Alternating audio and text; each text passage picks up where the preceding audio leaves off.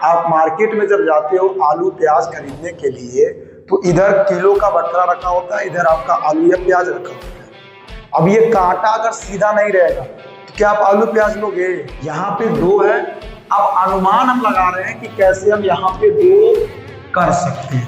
तो अनुमान मैं ऐसे लगा रहा हूँ बेटा कि अगर मैं दो से गुणा करता हूँ सोडियम ऑक्साइड साथ में है ना अपनी बीवी के सोडियम, तो इसका चार्ज इसके ऊपर, इसकी बीवी का चार्ज इसके ऊपर, इसको यहाँ पे रखो, इसको यहाँ पे रखो, इसको भाई साहब को यहाँ भेज दो, इसको यहाँ भेज दो।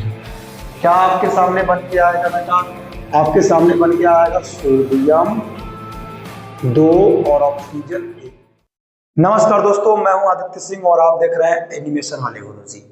आज की इस क्लास में हम लोग अनुमान विधि द्वारा रासायनिक समीकरण को संतुलित करेंगे। चलिए अब क्लास को स्टार्ट करते हैं बिना बकवास किए। सबसे पहले अनुमान विधि को समझने के लिए आपको एक शॉर्ट मेथड आना चाहिए केमिकल इक्वेशन को बैलेंस करने के लिए। पहले मैं आपको शॉर्ट मेथड समझाता हूं, उसके बाद से हम अनुमान विधि पर चल के इसको सॉल्व करेंगे। पसीना बहुत ज्यादा है क्योंकि टेम्परेचर बहुत ज्यादा है। चलिए क्लास को देखते हैं हम लोग। सबसे पहले मैंने आपको लास्ट क्लास में सिखाया था कि हाइड्रोजन अगर कहीं लिखा हुआ है तो इसके लिए हम किस सिंबल का यूज करेंगे। हाइड्रोजन क्लोराइड अगर लिखा है तो इसके लिए किस सिंबल का यूज करेंगे। अगर क्लोरीन लिखा है तो उसके लिए किस सिंबल का यूज करेंगे। हमने ये सीखा था कि हाइड्रोजन क्योंकि अकेला है, अपनी बीवी बच्चों के साथ नहीं है, तो हम इसको लिखेंगे H2। क्लोरीन क्योंकि अकेला है तो इसको हम क्या लिखेंगे Cl2। अब यहां पे देखिए हाइड्रोजन अपनी फैमिली के साथ है क्लोरीन के साथ। जब भी ऐसा होता है तो हम हाइड्रोजन का आवेश हाइड्रोजन पे लिख देते हैं। इसका लिस्ट मैंने लास्ट क्लास में आपको दिया था। क्लोरीन का चार्ज क्लोरीन पे लिख देते हैं, इसका चार्ज यहां लिखते हैं, इसका चार्ज यहां लिखते हैं। समझो बेटा, इस पे कुछ नहीं है तो प्लस का 1 है, इसके ऊपर कुछ नहीं है तो माइनस का 1 है। अब इसके एक को यहां लिखा, इसके एक को यहां। अब इस एक को भेजते यहां पे और इस एक को भेजते हैं यहां पे। इससे क्या मिलता है H1Cl1। इस पूरे को लिखने की कोई जरूरत नहीं है, आप डायरेक्ट इसको क्या लिख लोगे HCl। क्लियर है ये बात आपको? यस सर क्लियर है। चलिए यहां पे हम लिख देते हैं HCl। अभी मेरी बात को ध्यान से समझो और सुनो बेटा, बस चीजों को सुनो, ऑटोमेटिक चीजें समझ में आएंगी। आप मुझे ये बताइए कि जितना क्लोरीन इधर है क्या उतना ही क्लोरीन इधर है? जितना हाइड्रोजन यहाँ है क्या उतना ही हाइड्रोजन यहाँ पे है? आप मार्केट में जब जाते हो आलू प्याज खरीदने के लिए तो इधर किलो का बटरा रखा होता है, इधर आपका आलू या प्याज रखा होता है। अब ये कांटा अगर सीधा नहीं रहेगा तो क्या आप आलू प्याज लोगे? नहीं लोगे। सेम टू सेम अगर इधर की चीजें इधर की चीजों के इक्वल नहीं होगी तो हम इसको समीकरण भी नहीं मानेंगे, इसको संतुलित समीकरण नहीं मानेंगे। तो हम लोग इसको संतुलित करते हैं, अगर नहीं है तो करते हैं। करने का तरीका क्या है देखो, कुछ भी करके हमें इधर की चीजों को इधर की चीजों के इक्वल करना होता है। अब देखिए यहां पे हाइड्रोजन दे रखा है और हाइड्रोजन कितना है 2।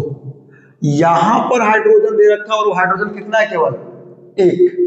अब अनुमान का मतलब क्या है, अनुमान विधि का मतलब क्या है? आप अनुमान लगाइए कि कैसे हम इसको 2 कर सकते हैं। यहां पे 2 है, अब अनुमान हम लगा रहे हैं कि कैसे हम यहां पे 2 कर सकते हैं। तो अनुमान मैं ऐसे लगा रहा हूं बेटा कि अगर मैं 2 से गुणा करता हूं तो ये 2 हो जाएगा। अब इधर भी 2 हाइड्रोजन, इधर भी 2 हाइड्रोजन, इधर 2 क्लोरीन और इधर भी 1 गुणे 2 कितने क्लोरीन 2 क्लोरीन। अब हमारा इक्वेशन जो है वो बैलेंस हो चुका है। इसको भी करके देखे, देखिए सोडियम अकेला है Na लिखेंगे।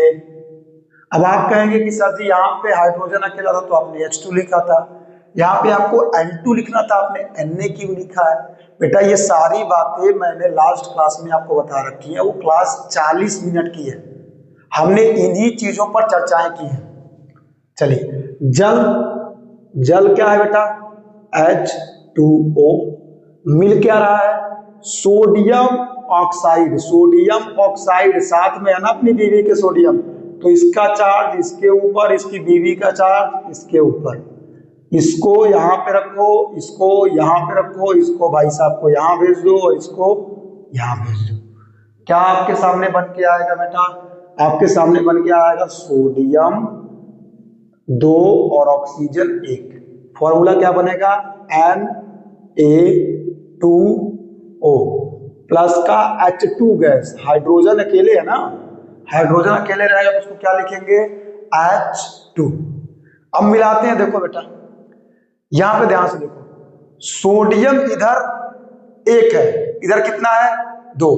अब अनुमान विधि 2 का मतलब क्या है? अनुमान लगाइए, अनुमान लगा के बताइए कि किससे गुणा करें कि ये भी 2 हो जाए।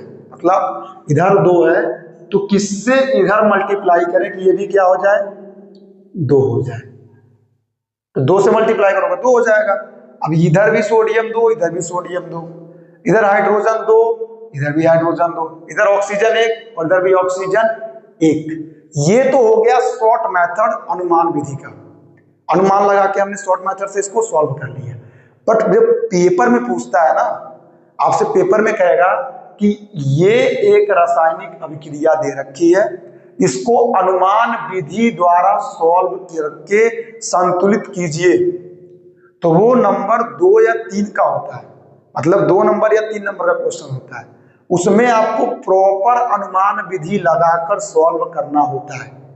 और अगर 1 नंबर का क्वेश्चन पूछ रहा है तो आपको डायरेक्टली ऐसे सॉल्व कर देना है। इसे 4 रिएक्शन दे रखा है, कह रहा है कि चारों को संतुलित कीजिए, 4 नंबर मिलेंगे आपको। डायरेक्ट ऐसे लगा के सॉल्व कर दो, कोई नंबर नहीं कटना है। बट अगर कह रहा है कि आप अनुमान विधि लगाकर इसको सॉल्व कीजिए और आपको मिलेगा 3 नंबर, इसका मतलब क्या है कि आपको प्रॉपर अनुमान विधि लगाना पड़ेगा, लिखना पड़ेगा कॉपी में, तब आपको वो नंबर मिलेगा। चलिए लगाते हैं, देखिए सबसे पहले अनुमान विधि को लगाने के लिए सबसे पहले क्या लिखना पड़ता है? कंकालीय रासायनिक समीकरण बनाना पड़ेगा। अब हमारे पास एक रासायनिक अभिक्रिया दे रखी थी, अभी मैं बैलेंस की हुई चीजों को फिर से हटा रहा हूं।